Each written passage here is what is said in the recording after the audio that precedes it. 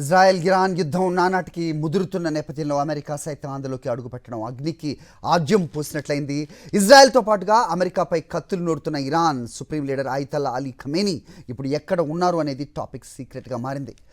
దశాబ్దాలుగా ఇరాన్ను మకుటం లేని మహారాజులా ఏలుతున్న 86 ఏళ్ల ఖమేనీ కోసం ఇజ్రాయెల్ నిఘా వర్గాలు వేట సాగిస్తున్నాయి. అయితే అమెరికా దాడులు మొదలవగానే ఆయన బంకర్లోకి వెళ్ళిపోయారనే వార్తలు వినిపిస్తున్నాయి.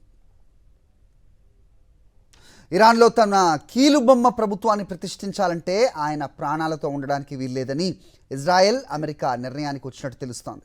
ఖమేనీ భౌతికంగా లేకుండా పోతేనే ఈ యుద్ధం ముగుస్తుందని ఇజ్రాయెల్ ప్రధాని బెంజమిన్ నెతన్యాహు స్పష్టం చేయడం గమనార్హం.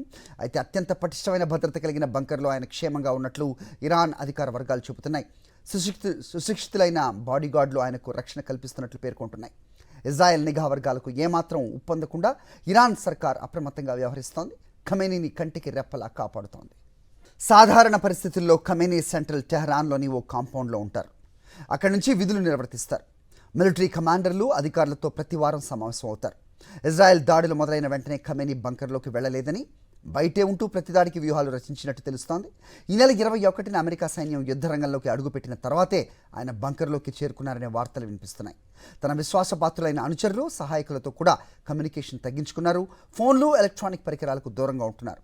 శత్రువులకు తన ఆచూకీ చిక్కకుండా ఉండటానికి చాలా జాగ్రత్తగా ఉంటున్నారు. ఆయన్ను ఖతం చేయడానికి ఇజ్రాయెల్ ఇప్పటిదాకా చేయని ప్రయత్నమే లేదు. ఖమేనీని మాత్రం కనీసం టచ్ చేయలేకపోయిందంటే ఆయన ఎంత సురక్షితంగా ఉన్నారో అర్థం చేసుకోవచ్చు.